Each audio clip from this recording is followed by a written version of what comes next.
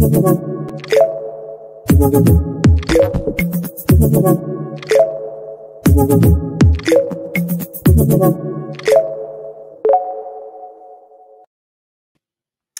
everyone. Welcome to this episode of the Lead the Future podcast.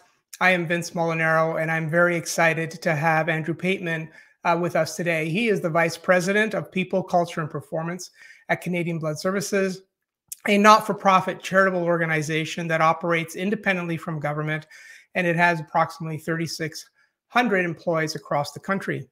Andrew joined the organization in 2011 and is responsible for the strategy function, the enterprise project and program management office, as well as the many core HR functions of the organization, such as employee and labor relations, total rewards, performance management, employee experience, people analytics, wellness, and employee and leadership learning and development. Canadian Blood Services is an early adopter of our work in the leadership contract, and they have really built out a very comprehensive set of leadership commitments for their leaders. So, Andrew, welcome to the podcast. Really excited to have you join us today, and thanks for making time. Oh, my pleasure, Vince. And this is a continuation of conversations you and I have had for many, many years. So I'm very much looking forward to talking about leadership to you and talking about Canadian Blood Services as well. Yeah. Well, let's start right there. Why don't you tell us a little bit more about kind of Canadian Blood Services as an organization in case viewers and listeners don't know about it? Sure, Vince. It is a fascinating organization, and it's a bit under the radar. It's a kind of organization folks wouldn't expect to be as fascinating and as complex as it is. For obvious reasons, most people would feel we are just a place where you go to donate blood, which is true. But we are, in fact, a biologics manufacturing organization that is regulated as a pharmaceutical organization by the Food and Drug Act in Canada, the Federal Act. So we have manufacturing sites across the country. We are also involved in the collection of plasma for the production of particular medicines for conditions that are hard to treat and are rare. We are involved in stem cells. So we facilitate stem cell transplants across the country. We operate and run a cord blood bank where we collect cord blood from new moms, and we manufacture and store those and use those to facilitate stem cell transplants. We're also involved in organ donation and transplantation, and we manage a registry that facilitates organ transplants across jurisdictions in the country. So it's a fascinating place to be. And I've been here for 12 years and had a relationship with the organization much sooner than that. So it is a fascinating and complex organization that needs to stay at the leading edge of science, medicine, and treatment regimens for the patients who are recipients of the products that we produce. And in your role, what I find fascinating, you kind of, lead strategy for the organization and really people, culture, and performance. And that's kind of a rare combination. I'm curious, in the time you've been with the organization, how have you seen it kind of evolve as an organization, from a culture perspective and also from a leadership perspective? And then we'll kind of understand the current state and look to the future.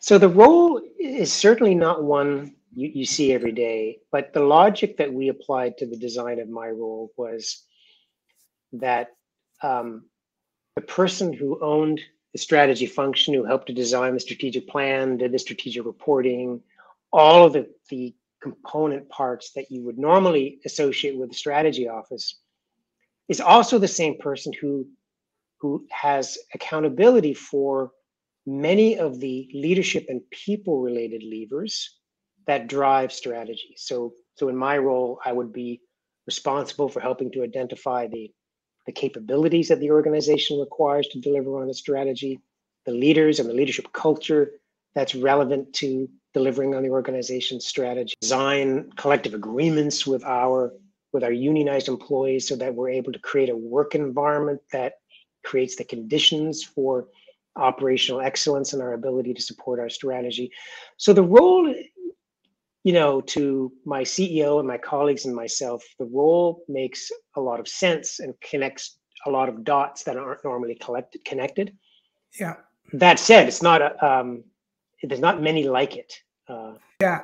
And so the advantages of that is exactly what you said, right? It's that connection between strategy, the execution of it, which is largely through the people and the managers and leaders of your organization, and that's kind Absolutely. of the oversight of you and your team.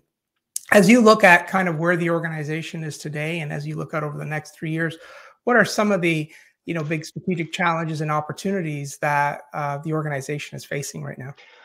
Well, very timely question, Vince, because there are two ways I'd like to answer that question. One is, as we were navigating through the tail end of the pandemic into where we are now, we recognized that the pandemic experience accelerated a lot of change in our world, in our environment, that caused us to reevaluate our strategy and design a new strategy and strategic plan 1 year earlier than planned. So we are in the middle of that right now. In fact, next week, we will be at our board of directors retreat, where I and my team will be giving the board an update on where we are with respect to our strategic plan. So we're driven to do the new strategic plan, Vince, quite frankly, because there have been changes in standards of care for how patients are treated with the kind of conditions for which our products are normally associated. So we need to understand, where do we want to play in those spaces? So for example, cellular therapy, personalized medicines, gene therapies, genomics. We need to ask ourselves where we play in those spaces and where a blood and transfusion operator can operate successfully. Also, we were, during the pandemic, able to provide new value to healthcare systems more broadly. And I'll give you an example. The National Immunity Task Force, which was struck by the federal government early in the pandemic, asked Canadian Blood Services to use our national network of collections, our national donor base, to take little samples from each of the donors from whom we collected blood to detect for the COVID-19 antibody. So we were the only organization that was quite rapidly able to provide, on a national level, seroprevalence data about the degree to which Canadians were experiencing COVID. And the National Immunity Task Force, we were the only organization able to provide that. So that got us thinking, are there other ways we can leverage existing facilities, existing investments, existing capabilities to provide added and additional value to healthcare systems? So at a strategic level, there's a ton of stuff we're having to rethink. The second piece, which is related to the first, is people. My goodness, people. So we are, like all organizations, trying to navigate what is the optimal employee experience we need to provide in a post-pandemic world, where we are managing a degree of flexibility that was unheard of in 2019. How do we create workspace, office spaces that are attractive, modern, encourage people to gather in person at the right intervals and in the right duration, to collaborate, to do work, to build relationships, to apprentice, to grow, to develop? How do we do all of those things? And at the same time, how do we navigate our diversity, equity, inclusion, and indigenization work as well? All that to say, Vince, there's a large cultural element that is forming part of our next strategic plan. Yeah. Because we've had hundreds of new employees join the organization during the pandemic who have never had the in-person, in-office apprenticeship experience of working with their colleagues. And so sometimes when we say to them, we feel there's been a slight weakening of our culture and we need to be in person more often to build and nurture that culture. Some of the newer employees are saying, what is this culture of which you speak? Because they're new to it. And they haven't formed those relationships and they haven't attended those events and those rituals. and they haven't seen things that many of us have seen because we've been in person. So there's a massive amount of work we need to do from a culture development and enhancement standpoint. It's a long answer. Thank you for letting me go on. No, it's an amazing and powerful answer, and we can spend hours digging into it. But I mean, it also speaks to something that, as you're describing what that challenge was, and how you were being asked to leverage the system and the platform you had built to serve a completely other needs, how it inspired kind of new thinking for you, and your ability to see that, to spot it, and now to respond quickly to say, we're moving our strategy process up a year is really kind of telling of the quality of leadership within the organization. So, I'm curious, as you get through all of that, because you're just sort of describing what is a very complex organization in terms of the work it does, how it does it at various levels, the stakeholder relationships. I can imagine you need to broker, across the country. What's your sense of what is what's the implications of that in terms of how your leaders need to step up, not just today, but over the next, few years? That's a great question. One I think about all the time. How do our leaders need to step up differently from what we might have asked them to do 2019, 2018, 2017? I'll answer it this way. I thought about it, but I haven't quite articulated a really great answer. But here's where my starting point would be. And this goes back many years, Vince, to when you and I first worked together, when you appeared at the first leadership summit at Canadian Blood Services that we had done after I joined. And we had created a leadership contract. And we were incredibly privileged to work with you then. And the contract for our leadership community did two things. One is it reinforced this notion of community, that leaders are there not only to reinforce each other, to make sure that we have each other's back, that we support one another, that you're part of something, but also to manifest mutual accountability. There's a set of standards, and those standards are then enshrined in the leadership contract. What we did subsequent to that was, I think this might be a first, Vince, we were modernizing our brand back in 2018. And so we revisited our mission, vision, values, our operating principles, and we enshrined something called the leadership commitments into the brand. Wow. So they're indivisible. So what we expect of the leaders at Canadian Blood Services is indivisible from what you need to do to achieve the mission and vision and live the values of the organization. So we feel that's very, very powerful. And so the notion of a contract, which we just ended up calling commitments, is a three-part commitment that leaders make. So it's enshrined in the nomenclature. And wow. our broader language is the tagline was head and heart leadership. I know there's not anything new or original about that, but it deeply resonated with our employees because we were giving them permission to be empathetic, to be thoughtful, to nurture, to be authentic. At the same time, be committed to meeting measurable targets, to set rigorous and ambitious goals, all of those things wrapped together in one. So what I would say, what we're asking leaders to do now, to get back to your original question, Vince, is we've discovered we do not need to revisit or rethink or redo those leadership commitments. They remain as relevant then as they are now.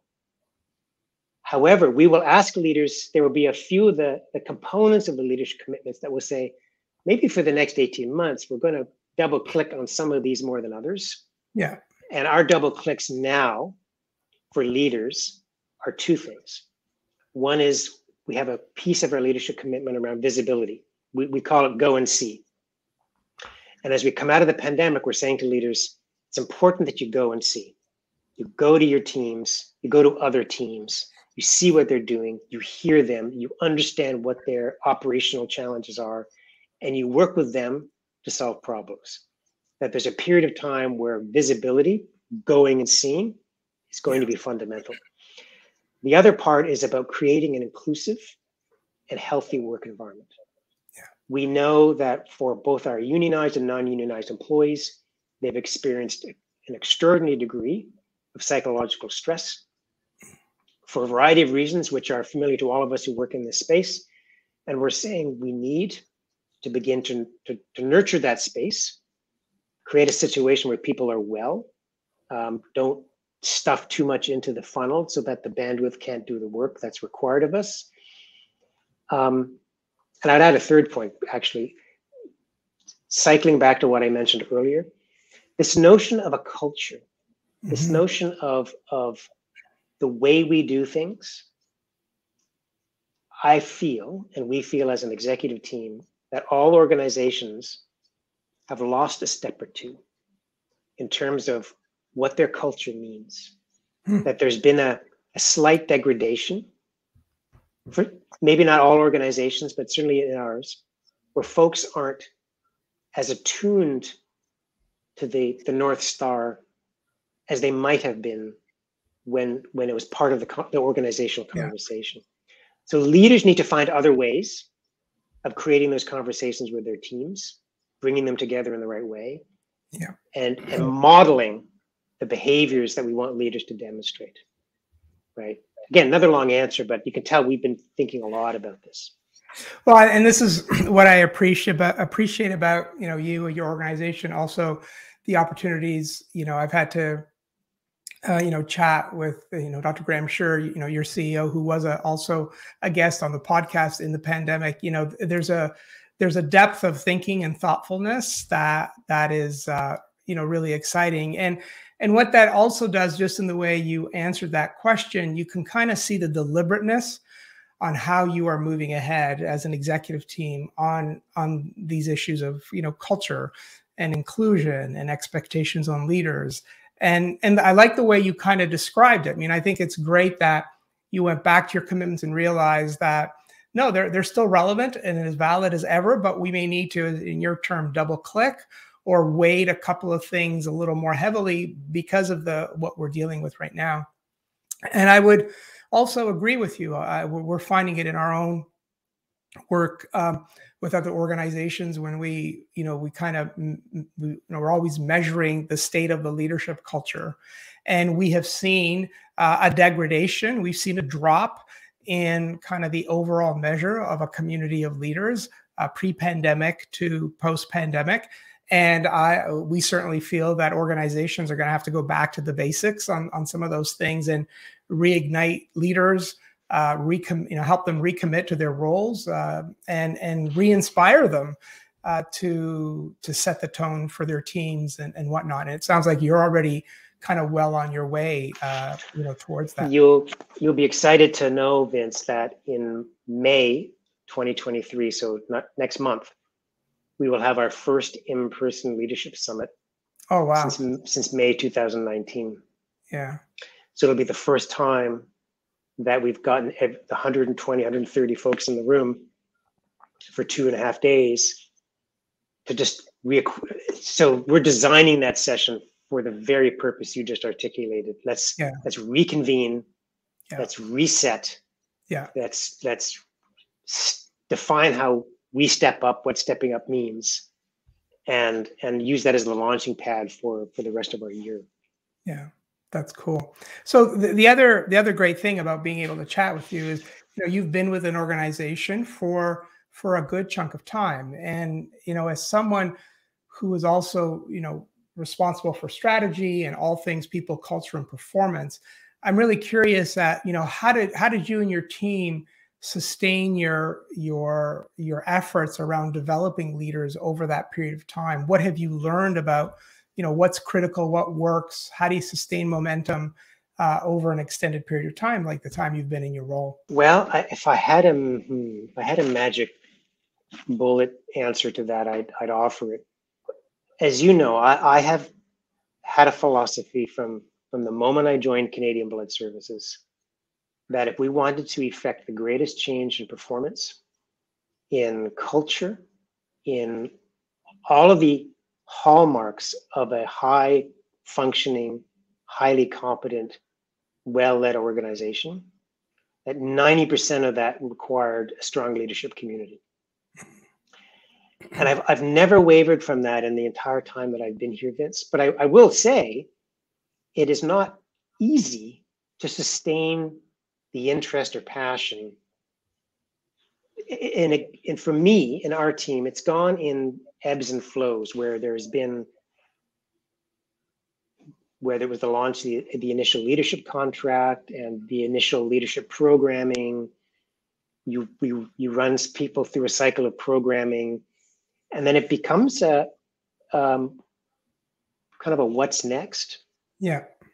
And we're in a bit of a sweet spot now, because and I realize that leadership development is about much more than just the formal programming, but over time, we've built out programming, taken advantage of virtual learning to offer tiered development opportunities for all levels of leadership in the organization. And we've just launched a new program for frontline supervisors that we've established as well. I wish I could give a great answer, Vince, but like any other program or effort to change an organization's culture, unless you've got your foot on the gas all the time, and folks in our roles, things come up, and the priming of the pump to keep people interested in leadership, to think of leadership as a practice, right? I always say to our teams, leadership is a practice and a discipline.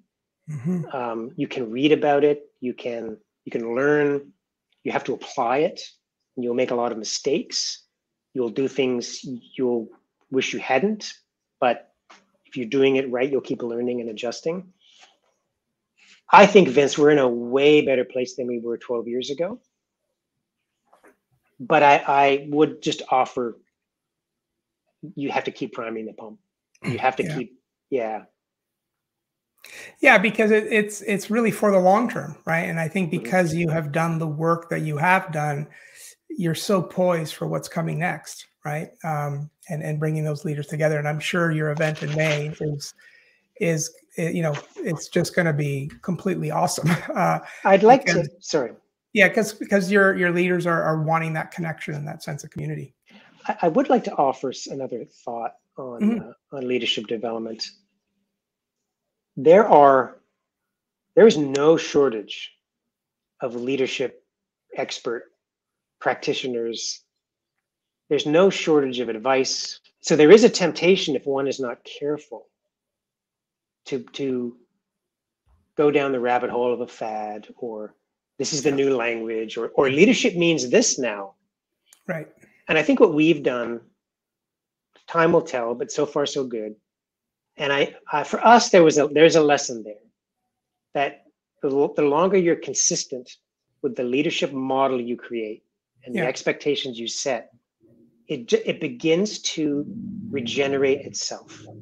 And so on occasion, when I'm with other leaders in outside of head office, other parts of the country, I see them using language. I hear them using the air of the organization about it's how we breathe and how we act. But that's been born, Vince, of consistency and time. Yeah. Right. Yeah, and I think what you I don't know if it was on my end or your end, you froze there a bit, but just because I think what you were saying is critically important. I think what the commitments do is start by creating a clear definition of what it means to be a leader. It gives leaders a language, and the sense of then they take it over is pretty powerful. And you've been able to achieve all of that. And your commentary around the industry as well is one that there is no shortage of ideas or fads or gimmicks. Some of it is great. I have an opinion about that. Yeah, some of it is great. Some of it, at least the customers I talk to, say that it's trite. And so I think for someone like you and your team sorting through that becomes important. So what goes through your mind when you're trying to kind of sort out who do you partner with in those instances when you need to partner? Our decision making has been driven, and this will be no surprise to you, Vince, because in our organization there's a lot of PhDs, there's a lot of physicians, there's scientists. We have a high degree of precision around the work that we do. We're evidence-based and data-driven. So when we pick our partners, using really two criteria. One is, are they academically legitimate? So what is the intellectual underpinning of the work that they're providing? And so that explains our partnerships on the program side with Ivy, with Queens, with INSEAD. But in terms of other criteria that we use, we very much have a bias toward leadership development experts who have themselves been leaders. And certainly from my team, and I know there's plenty of folks in our organization and other organizations who, I'm not denigrating this, but something caught their eye in a TED Talk or some podcast or some YouTube video from someone who's primarily an inspirational speaker. So formally, we tend not to pay too much attention to that and say who's done it, who's got the literature, who's got the thinking. That's very much consistent with our culture and why we've worked with you in the past as well. So for us, it's avoiding. There's a few dilettantes out there, but a lot of people trying their best. But for us, it's establishing the development of our leaders in ways that we know are rooted in deep and thoughtful thinking. Does that make sense? Yeah, no, it's a great answer. And I asked it because I see this coming out a lot in other conversations, and other peers of yours in your seat are struggling with that. So I knew you'd have a brilliant perspective. So thanks for that. I know it's going to be valuable. So if you and I were chatting sort of 3 years out, and all this work with your new strategy and the continued effort on leadership development and the culture work that you continue to work on, what would success look like for you? What would you want to be able to be talking about 3 years from now and describing, how things are within Canadian Blood Services? I certainly, from a people standpoint, or a leadership standpoint, Vince, I think 3 years from now, one of the critical issues we have to face is succession planning at all levels of leadership in the organization. I would like to see in 3 years, and in fact, this is in my performance plan and certainly part of my ambition, my real ambition with our current CEO, is making sure that the bench of leaders in our organization is so strong that as folks like me and others at senior levels begin to move on, that there is a rich array of people who are good leaders in and of themselves, consistently deliver results, build great teams consistent with our values, and demonstrate behavioral characteristics that live our values and our mission and our vision. And we feel not everyone's cut out to do that. We have a unique mission and a vision. We believe we have a unique and differentiated approach to operating in the world and leading. And so it's nurturing and finding those folks. That's what I would like to see, because my core belief is that with the right leaders in place who have those various attributes, the organization will be in a really, really healthy place, doing the right things and executing diligently and consistently. And that's something doesn't happen on its own. Yeah. There's a lot of rowing we have to do to make sure we identify, nurture, develop leaders within, and find those from without who are able to adapt to our, I think, unique leadership circumstance. If I could walk out the door and have folks really, maybe they'd miss me a little bit because I was a nice guy, but I wasn't so essential, or anybody on our respective teams was so essential that we felt operationally disadvantaged because someone was leaving. Yeah. That's a big part of what my thinking is. Yeah, that's cool. So inspiring. So two more questions. And the next one is, you've been at this, since 2011. So you've been at this for a while. You've seen, as you've said, the organization ebb and flow culturally, strategically, from a leadership perspective. I'm curious if, and there are many organizations certainly coming out of the pandemic that are, kind of revisiting everything, thinking about doing a reset, going back to basics, maybe just starting for the first time on the journey you started in 2011. What advice would you have for them? Okay, great question, Vince. I in my over 12 years as an executive here, there are many instances where I would say, if I had to do it all over again, I would do it differently.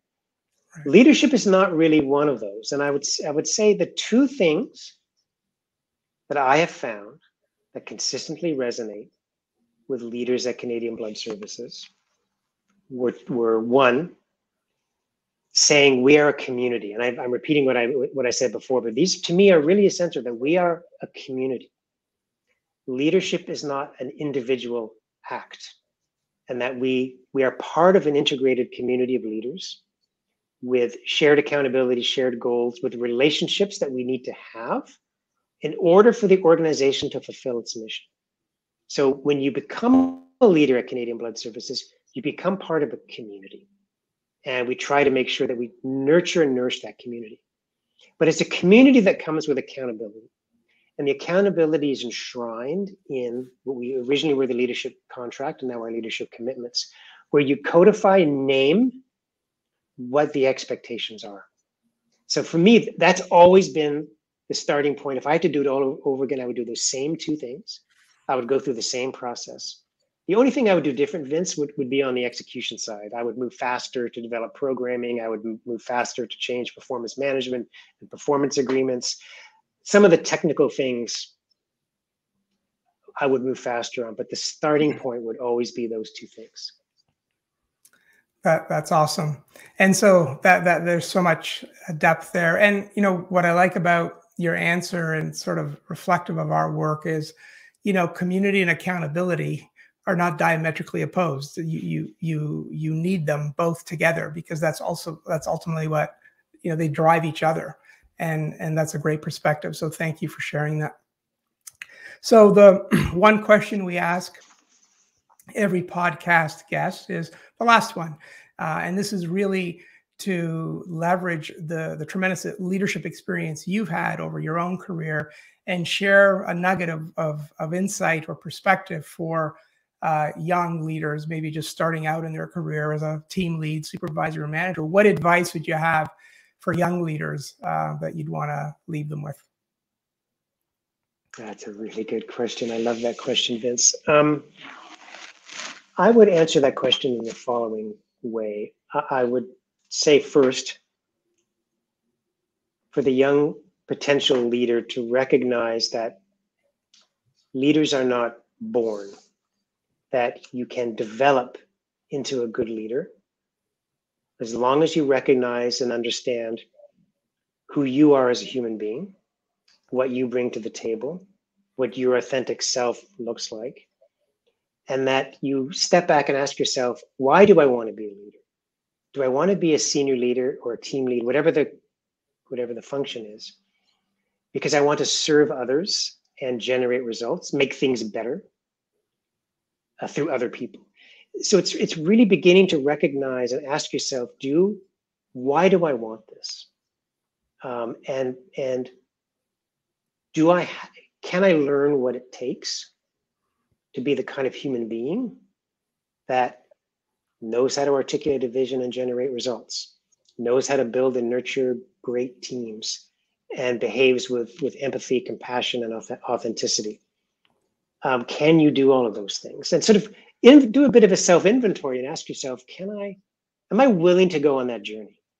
Because the journey itself, as you well know, Vince, requires a great deal of humility, and none of it can be accomplished on your own. And none of it can be accomplished by stepping on the back of someone else. It has to be accomplished by engaging, building, developing others. And once you kind of can crack that psychological kind of nut, then I think it opens you up to being in the right headspace to become a leader.